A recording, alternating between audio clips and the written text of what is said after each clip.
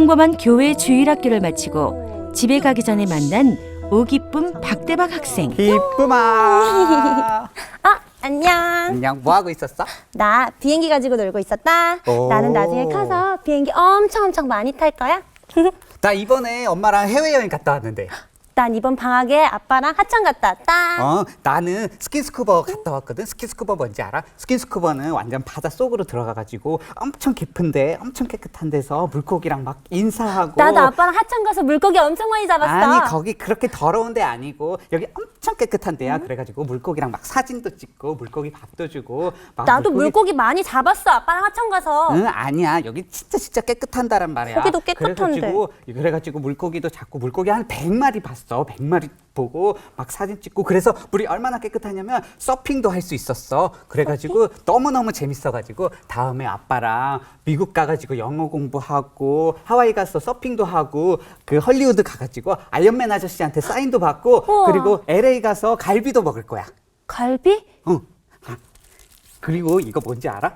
이거 아마 한 번도 안 먹어봤을걸? 이거 프랑스에서만 파는 엄청 비싼 초콜릿인데 이거 엄청 맛있는 거다? 나도 아빠가 그런 비슷한 거 사준 적 있어.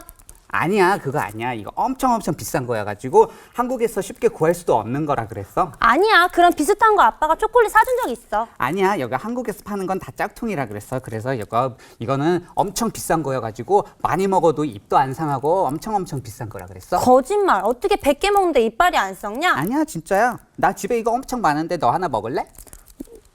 진짜 줄 거야? 어? 그래. 에이 싫은데 내가 너 왜 주냐. 뭐야. 아빠가 친구 놀리는 거 아니라 그랬거든. 아 그렇구나. 알았어 진짜 줄게.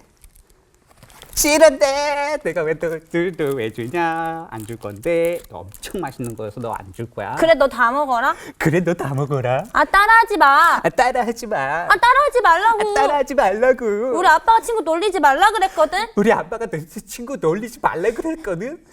너랑 안 놀아. 너랑 안 놀아. 이씨. 비행기 가지고 놀랄 거야. 이거 엄청 맛있는 거야. 기쁨아 근데 너는 비행기 왜 타고 싶어? 말 걸지 마. 아 기쁨아 왜 그래? 삐졌어? 아니? 아 진짜 삐졌구나. 그럼 너 이거 진짜 먹어. 나 이거 진짜 너 줄게. 진짜? 진짜 먹어. 고마워. 그러면 넌 비행기 왜 타고 싶어?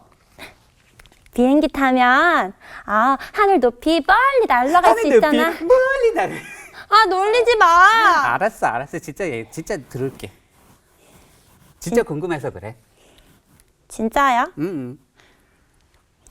비행기 타면 자유롭게 하늘 멀리 날아갈 수 있잖아. 그러면 나는 멀리 날아가서 사람들도 도와주고 나중에 아빠랑 봉사활동도 할 거야. 그럼 비행기 바로 타면 되잖아. 아니 나도 그러고 싶은데 우리 아빠 목사님이시거든. 그래서 사역이 바빠서 아빠가 지금 당장은 못 간다 그랬어. 그거 우리 아빠가 그랬는데 어른들 그런 거 얘기하는 거 돈 없어서 시간 핑계 대는 거라 그랬어. 아니야, 우리 아빠 돈 있어. 그리고 우리 아빠 진짜 시간 없어가지고 사역이 바빠서 못 가시는 거거든. 아니야 그거 아니야. 너네 아빠 돈 없는 거 맞고 그거 시간 핑계 대는 거 맞아. 아니야. 그리고 우리 아빠가 돈으로 사람 판단하지 말라 그랬어. 응 아니야. 돈 있으면 비행기도 진짜 맨날 탈 수 있어. 그래가지고 나는 진짜 비행기 맨날 타는데 비행기 막 좁고 작고 그래가지고 답답해서 되게 싫어해. 아니야, 아빠가 비행기 엄청 크다 그랬는데? 응 아니야. 그거 엄청 작아. 심지어 우리 집보다도 작아. 창문도 엄청 작아. 아니야, 창문 이렇게 많잖아. 비행기 엄청 비행기 여기 창문도 많아가지고 사람도 많이 탈 수 있는데. 아니야 이거 진짜 내 방 창문보다도 작고. 봐봐 비행기는 1층으로 돼 있잖아. 봐봐 1층으로 돼 있잖아. 우리 집은 여기에 2층에 3층까지 있어. 그래가지고 1층에는 아빠 방, 엄마 방, 내 방, 형 방, 동생 방 해가지고 방이 한 8개 있고 화장실도 한 4개인가 있어. 그래가지고 또 2층에는 할아버지 방, 할머니 방, 외숙모 방, 삼촌 방 대박아! 해가지고 또 방이 한 12개인가 더 있고. 대박아! 3층에는 강아지 방, 멍멍이 방, 고양이 방, 야옹이 방이랑 박대박! 엄청 많게 있거든. 그리고 너 빨리 와봐! 옥상에 뭐 있는지 내가 다음번에 알려줄게. 빨리 와, 너. 엄마 부른다. 안녕. 너 엄마가 이단지 애랑 놀지 말라 그랬지 너. 어? 이단지 애들 좀 놀지 말랬지. 엄마 따라다. 아빠 따라하지 마. 이게 진짜. 너 일로 와. 에이.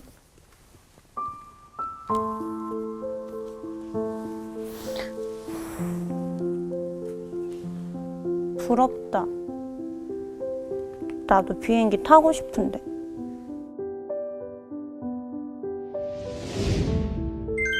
가끔 우리는 자기 자신이 너무 싫고 나는 왜 이런가? 나는 왜 이렇게 못났고 잘하는 게 없나? 라는 생각을 하곤 합니다. 심하게 낮은 자존감, 열등감, 거절에 대한 두려움, 완벽주의, 의존주의, 회피, 질투 등 타인과 비교하며 우리는 힘들어합니다. 치유와 회복을 위한 성경적 행복론, 자존감 회복, 마음 근육 키우기. 혹시 열등감, 자기 비하, 낮은 자존감, 낮은 자기 가치를 느낀 적이 있나요? 타인에게 휘둘리지 않고 어떤 어려움도 헤쳐갈 수 있는 방법은 무엇일까요? 이번 시간에는 자존감 회복을 위해 마음 근육을 키우는 방법을 알아보겠습니다. 자, 여러분 드라마 잘 보셨습니까?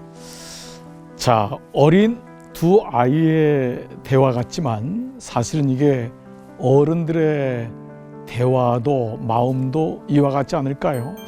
내가 지금 누리고 있는 행복이 어느 날 행복한 줄 알았는데 어느 날 옆에 있는 사람하고 비교하니까 내가 너무 작아지는 거예요.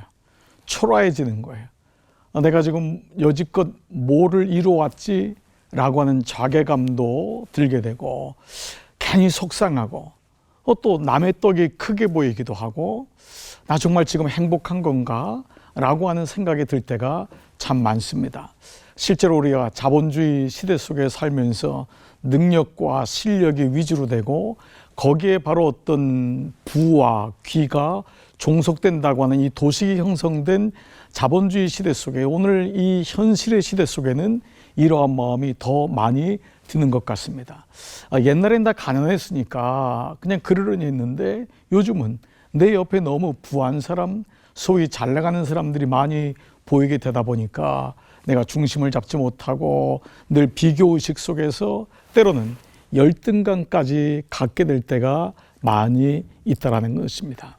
오늘 제가 세상을 보는 창 이 말씀을 준비하다가 떠오른 한 분이 있는데 이 베스트셀러 작가기도 한 이 박상미 씨라고 있는 분이 있습니다. 이분이 마음아 넌 누구니? 라고 하는 그의 책에 보면은 이분이 20대 때에 그 한참 사랑하는 사람하고 연애를 했다고 합니다. 근데 공교롭게도 그 자기 남자친구가 이 사람의 자기 여자친구를 좋아하게 된 거였어요. 그 주변에서 얘기를 하더랍니다. 야, 너 남자친구 좀 이상해. 너를 좋아하는 게 아니라 너 여자친구를 좋아하는 것 같아. 너 친구를 좋아하는 것 같아. 그래서 이 박상민 씨가 말도 안 된다고 부정을 했겠죠. 근데 웬걸이요. 시간이 지나더니 이 남자친구가 자기한테 와서 자기 마음이 변화가 일어났다느니 이제 너를 별로 좋아하지 않는다느니 그런 얘기를 하는 거예요. 그리고 자기가 그렇게 믿었던 친구는 자기한테 와서 미안하다, 정말 미안해 라고 하면서 이제 본격적으로 공식적으로 두 사람이 사귀기 시작했다는 것입니다. 얼마나 어려웠겠어요. 얼마나 힘들었겠어요. 그야말로 자기는 뭐지? 그 자존심, 자존감 제로, 그리고 너무 열등감이 많고 내가 뭐가 부족한 거지? 이런 여러 가지 생각 때문에 잠을 이루지 못하는 세월이 흘렀다는 것입니다. 그 가운데 이분이 얼마나 자기 마음을 챙겼겠어요? 자기 스스로를 잡고 그야말로 마음 근육 만드는 것에 열심히 마음을 모으고 치중을 했답니다. 그렇게 시간이 한 1년 정도 지난 다음에 어느 날 밤에 밤늦게 전화 한 통이 왔대요. 근데 누군지는 모르는데 전화가 와서 저쪽 상대방이 누구세요? 그랬더니 나야 이러더래요. 누구요? 나야. 근데 순간적으로 이제 이 목소리를 알고 나니까 그 옛날 전 남자친구라는 것을 알았답니다. 그때 이 박상민 씨가 이런 생각을 했대요. 내가 그 목소리를 잊고 있다는 것에 대해서 감사의 마음이 들더래요. 그러니까 그 사람에서로부터 디태치할 수 있었던 거예요. 나올 수 있었던 거예요. 근데 이 남자친구가 하는 말이, 야, 너 요즘 잘 나가던데, 너 요즘 좋아졌던데, 너 이렇게 될 줄 몰랐어. 이런 얘기를 하더랍니다. 그랬을 때 이 박상민 씨가 그 전화로 자기도 모르게 이런 얘기를 했대요. 너는 몰랐니? 나는 알았어. 라는 말을 하고 전화를 끊었답니다. 근데 그 얘기를 한 자신이 너무 뿌듯한 거예요. 상처 속에, 열등감 속에, 자존감 제로 속에서 살아가야 될 자신의 모습이었는데 지난 1년 동안에 마음의 근육이 생긴 거예요. 그래서 자기 마음을 다잡을 수 있었던 거예요. 그리고 그 남자친구한테 너는 내가 이렇게 회복될 줄, 너는 내가 이렇게 잘 될 줄 너는 몰랐니? 나는 알았어. 라는 말을 하면서 전화를 끊었던 자기 자신을 바라봤던 것입니다.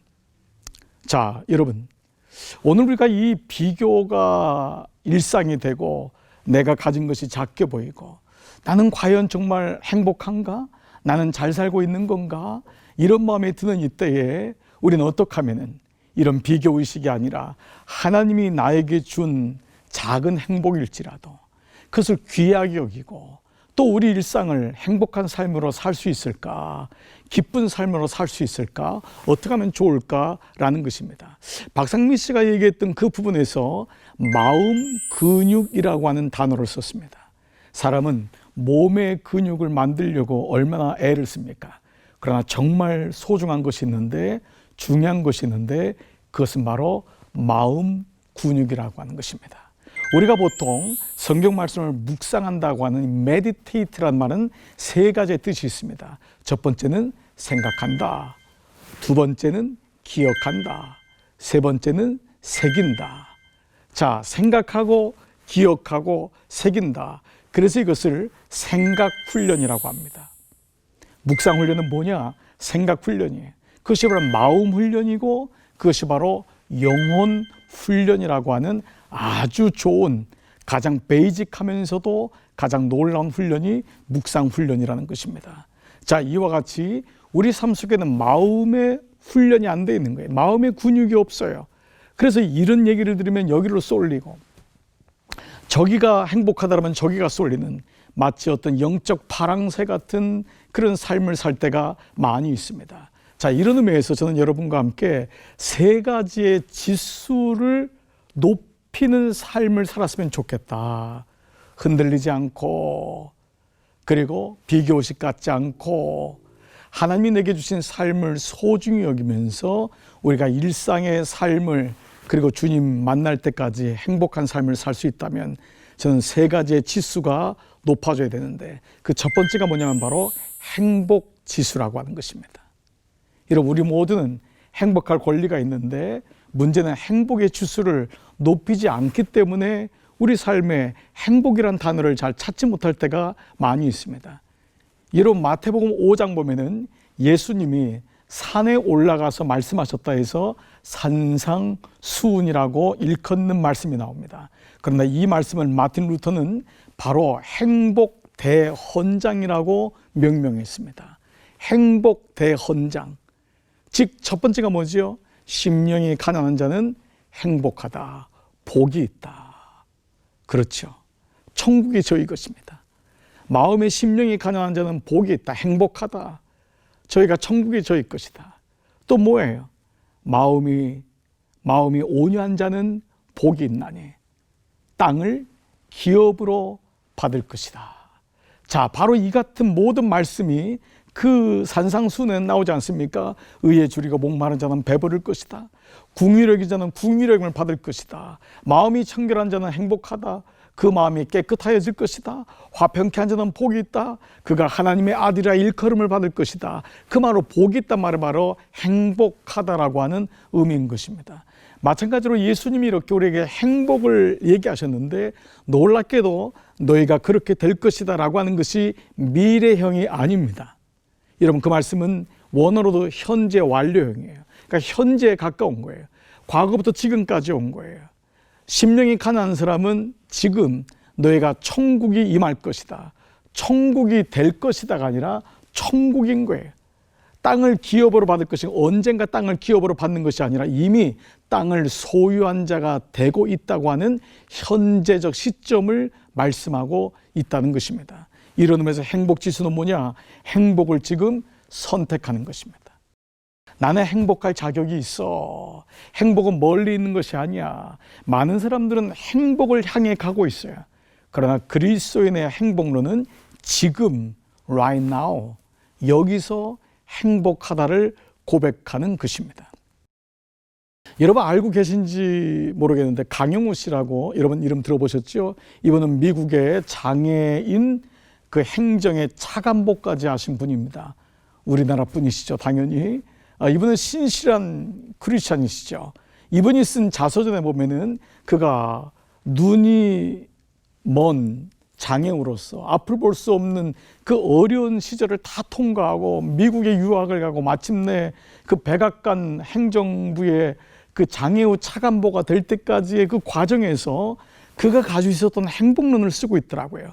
그는 아주 재미있는 영어 단어를 썼는데 여러분 이 단어예요. 어떤 단어냐면 nowhere, nowhere라고 있는 게 길이 없다.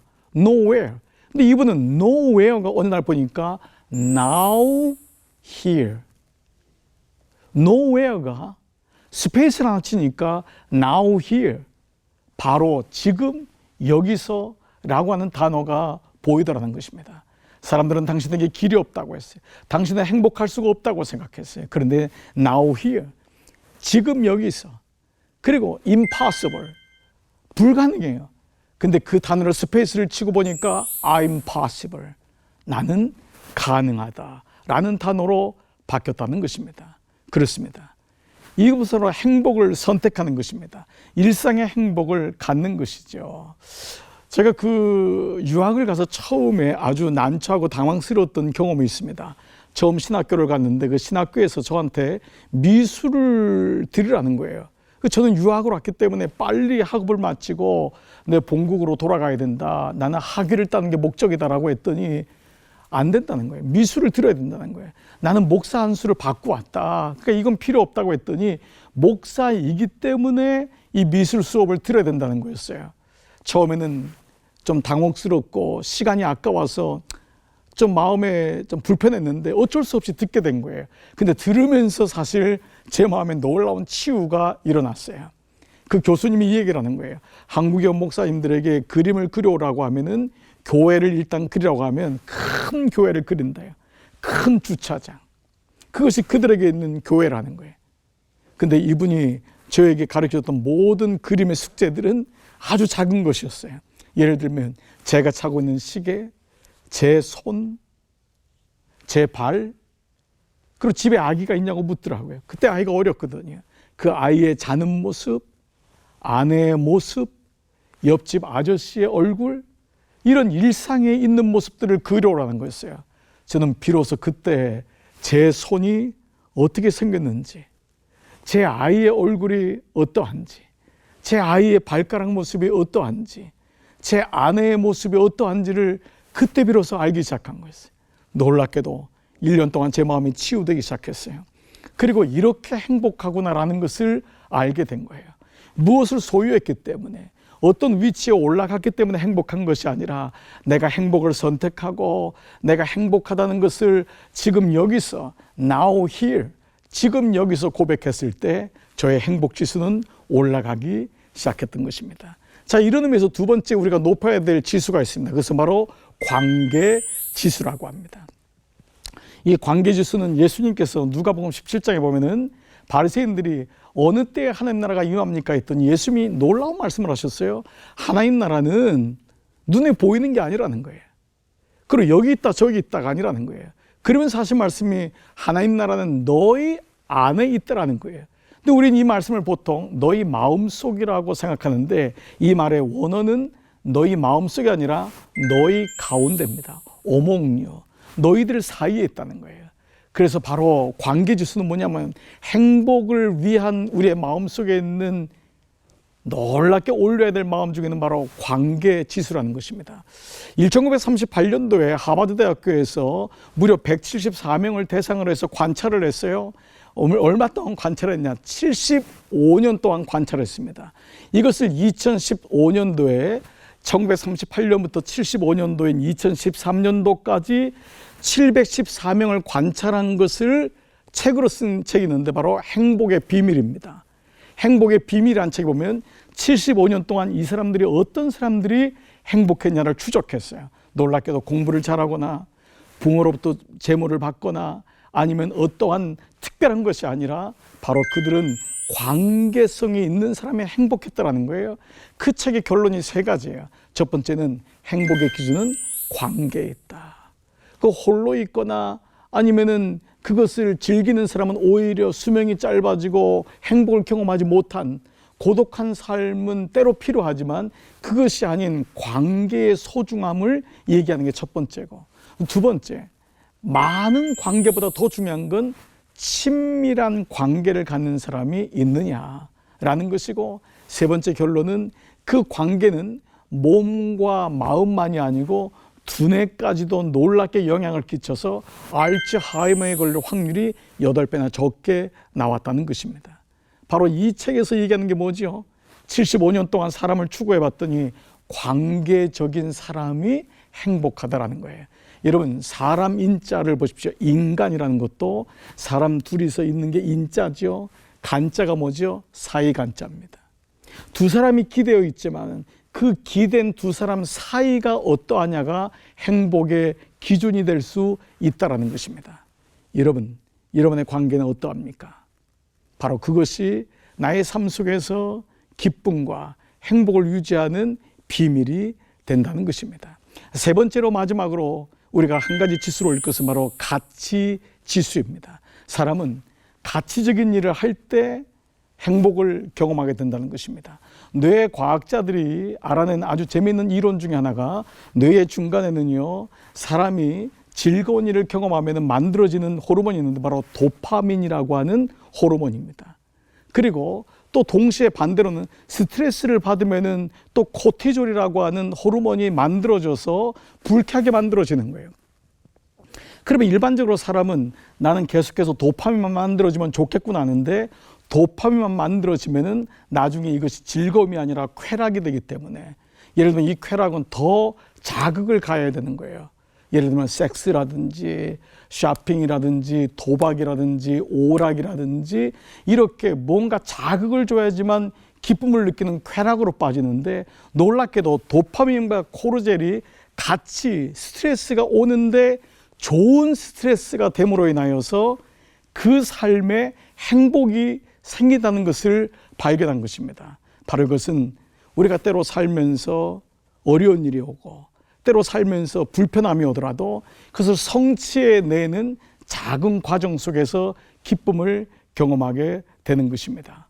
오늘 제가 여러분에게 이렇게 강의를 준비하지만 이 강의를 준비하면서 여러 가지로 힘든 스트레스가 왔어요. 그러나 좋은 소식을 전하고 싶고 함께 나누고 싶은 그 스트레스가 오히려 기쁨이 되니까, 즐거움이 되니까 삶의 가치가 생기고 누군가를 돕고 싶은 거예요. 내 형편이 부족하지만 도울 때 우리의 삶에는 행복이 찾아오기 시작하고, 누군가 연약한 사람들을 찾아가서 손을 잡아줄 때 그 기쁨이 오고, 바로 이같이 우리 삶에는 가치 중심으로 살 때에 우리의 삶에 기쁨이 오고 진정한 행복이 올 수 있다는 것입니다. 여러분, 지금 행복을 선택하고 계십니까? 지금 행복하십니까? 앞으로 행복하실 것입니까? 때로는 스트레스가 오고 불편이 오더라도 직장에서, 삶에서 작은 가치를, 행복을 두고 하나님 나라를 이루는 그 마음이 있을 때 우리의 삶에는 더 이상 비교하거나 더 이상 쫓기거나 더 이상 허무한 그런 삶이 아닌 하나님 주시는 아름다운 일상의 행복을 누리게 될 줄 믿습니다.